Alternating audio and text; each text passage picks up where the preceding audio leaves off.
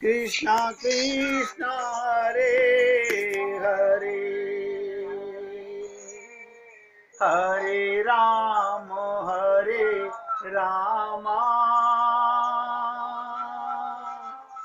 राम राम हरे हरे, हरे कृष्णा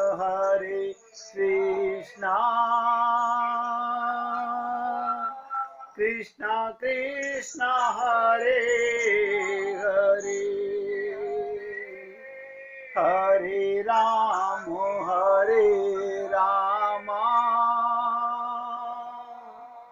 राम राम हरे हरे, हरे कृष्णा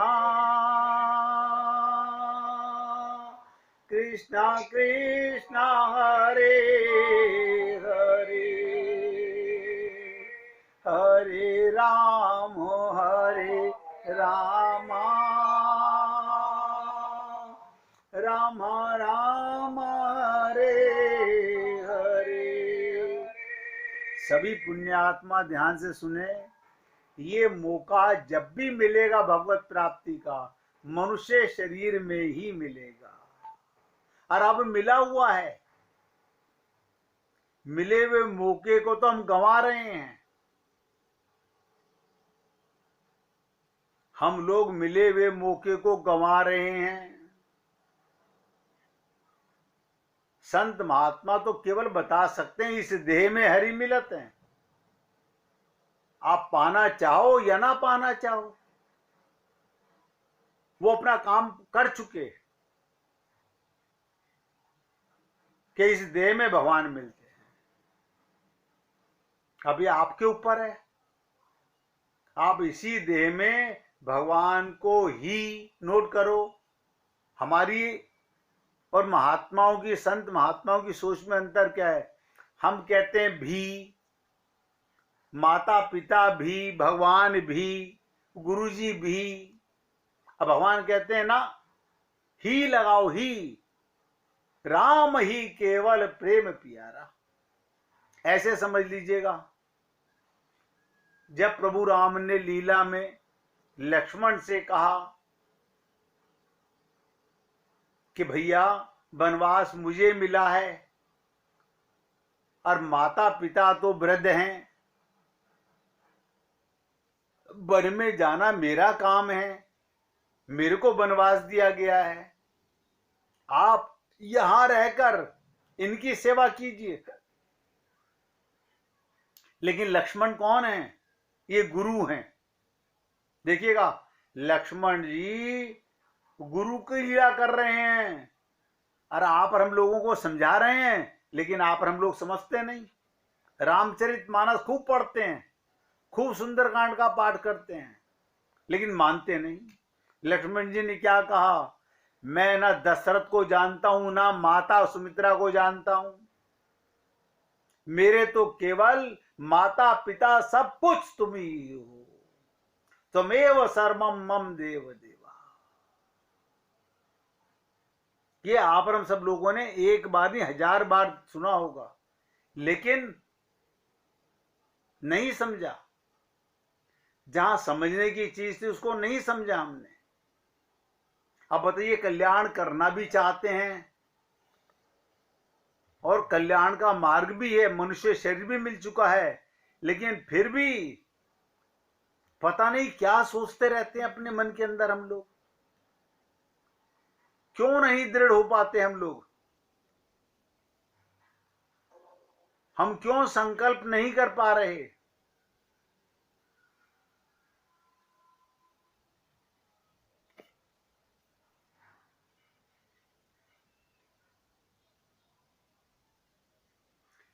इतनी सी बात मैंने आपसे कही।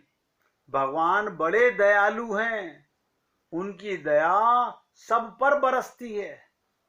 वे सबको अपनाने के लिए सदा उत्सुक रहते हैं।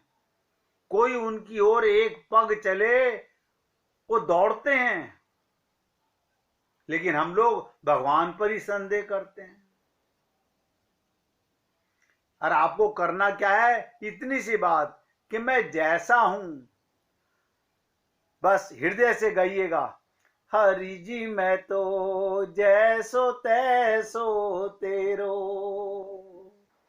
हरि जी मैं तो जैसो तैसो तेरो। आपको कोई मक्खन लगाने की जरूरत नहीं है, श्रृंगार करने की जरूरत नहीं है, थाल सजाने की जरूरत नहीं है। मल में लिपटा हुआ ये जीव, मल में, आप कहेंगे नहीं हमारे तो मल नहीं लग रहा, और क्या है हमारे अंदर,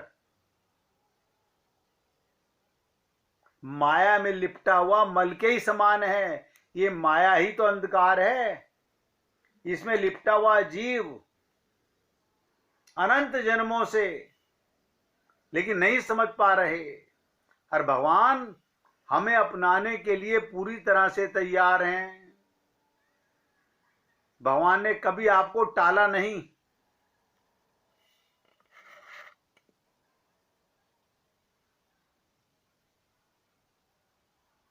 हम सबके सब नोट करो मुक्त हो सकते हैं, सब मुक्त हो सकते हैं। एक मनुष्य जन्म में किए पाप चारों युगों तक भोगे जाने पर भी खत्म नहीं होते। देखो कमाल की चीज,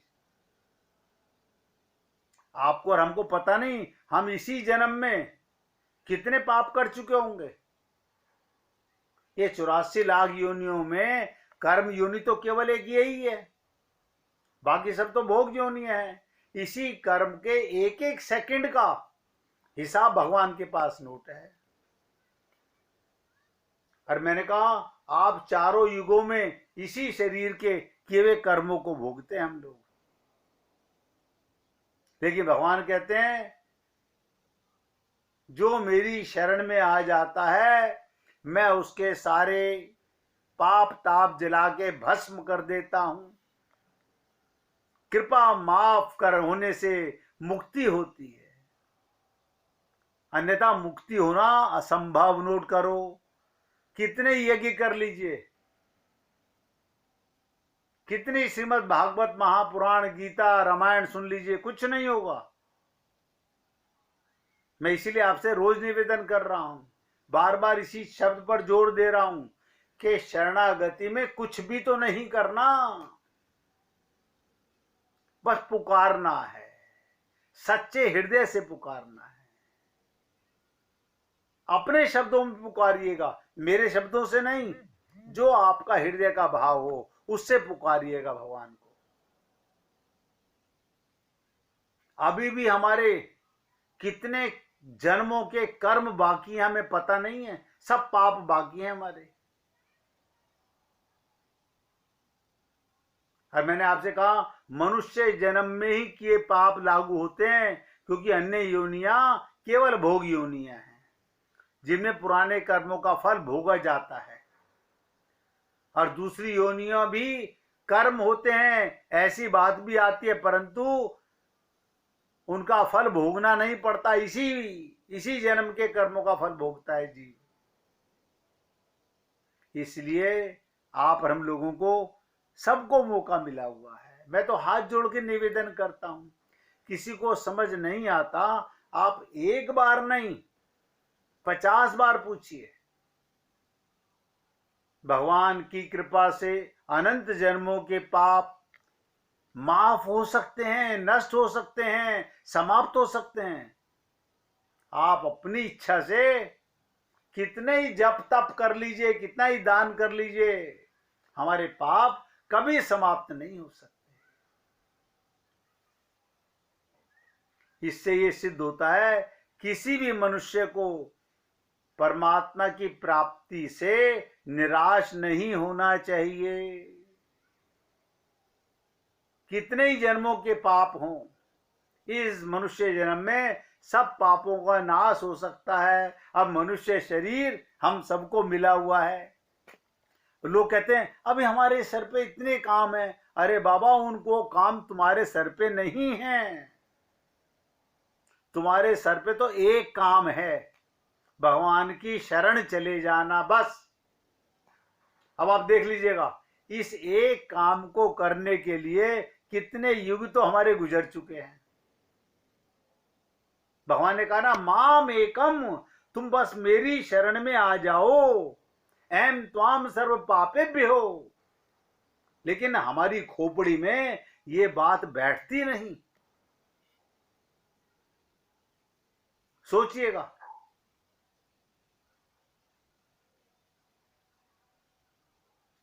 इसी जन्म में सब जन्मों के पाप समाप्त हो सकते हैं। भगवान गीता में उद्घोष कर रहे हैं। कारण मूल में सब के सब परमात्मा के अंश हैं, ये भी आपको पता चल चुका। ईश्वर अंश जीव अविनाशी, चेतन अमर सहज सुख राशि।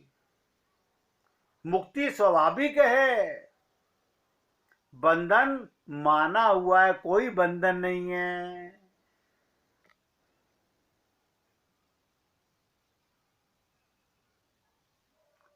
हकीकत में कोई अशुद्ध नहीं है, आत्मा के ऊपर कोई मैल नहीं है।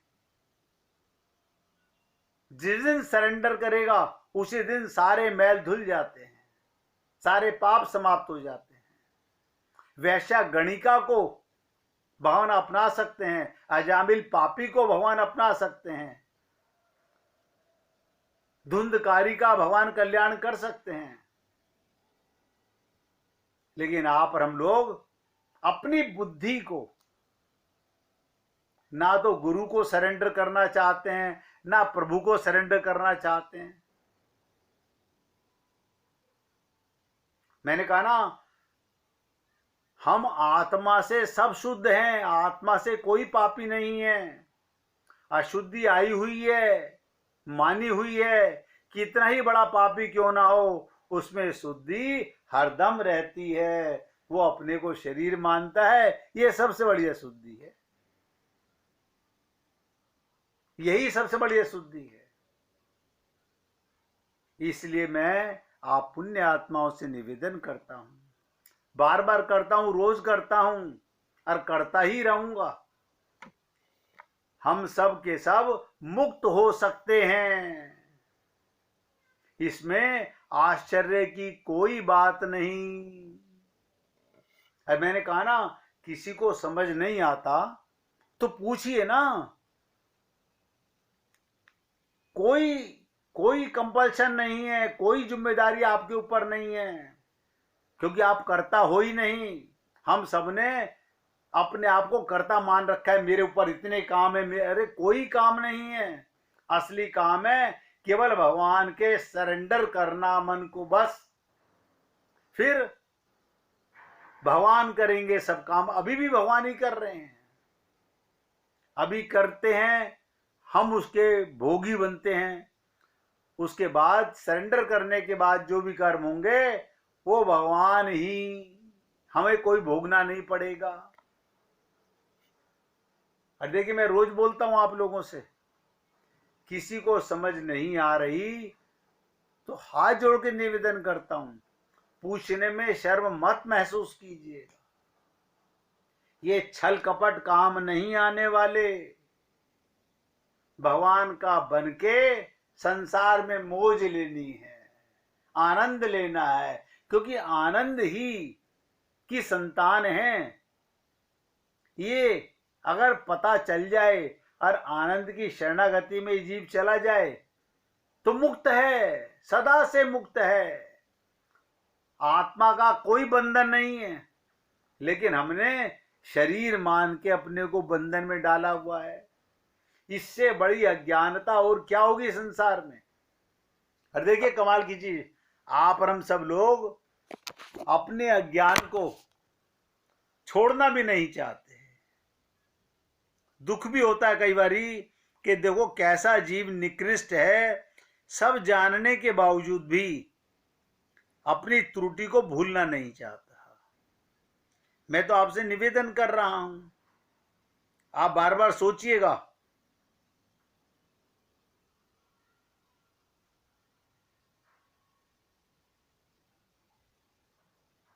बार बार सोचिएगा,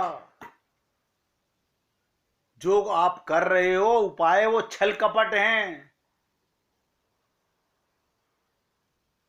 और देखिए कमाल की चीज, पूरे विश्व में 11 धर्म हैं बस।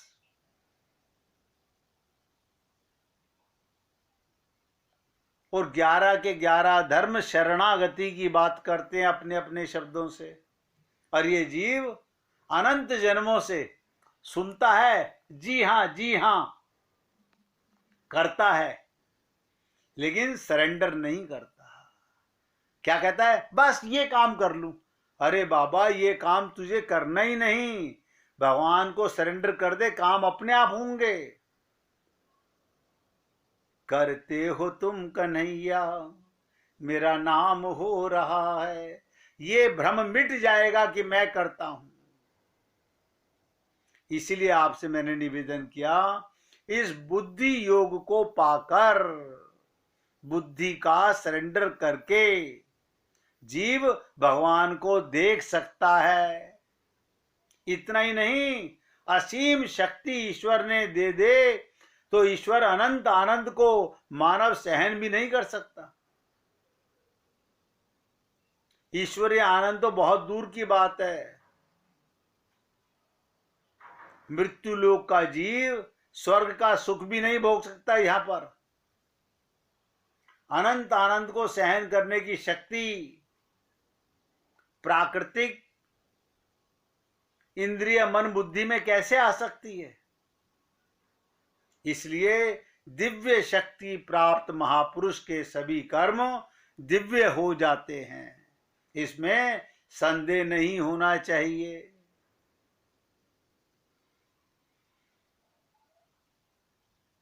आप इतनी एकाग्रता से सत्संग सुनते हैं, मैं तो ऐसा ही महसूस करता हूं कि प्रत्येक आत्मा अपने कल्याण के लिए जो मौका मिला है उसे गंवाओ मत, कल पर मत टालो। और उसको शरणागति करने के लिए हमें कुछ करना होगा, कुछ भी तो नहीं करना, यही तो शरणागति है। मैं आपको बार बार निवेदन करता हूं, आप या तो समझ नहीं पा रहे या समझ करके भी अनजान बने हुए हैं, अपने आप को धोखा दे रहे हैं, और समझ गए हैं तो माला माल हो चुके हैं। कुछ नहीं करना शरणागति है। जैसे हो वैसे अपने आप को भगवान का मान लो, भगवान का ही मान लो, बस इतनी सी बात नोट कर लो। फिर संसार में कैसे काम करेंगे? संसार में व्यवहार करो जैसे भगवान राम ने किया, भगवान कृष्ण ने लीला की, आप भी लीला करो।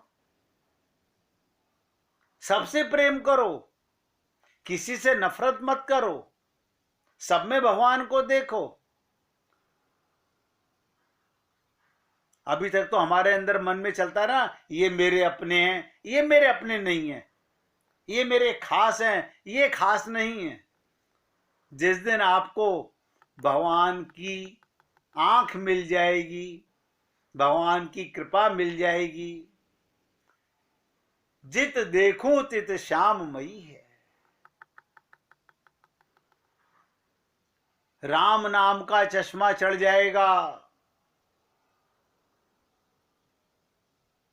सब में भगवान नजर आने लगेगा। फिर आप कह सकोगे सिया राम में सब जग जानी।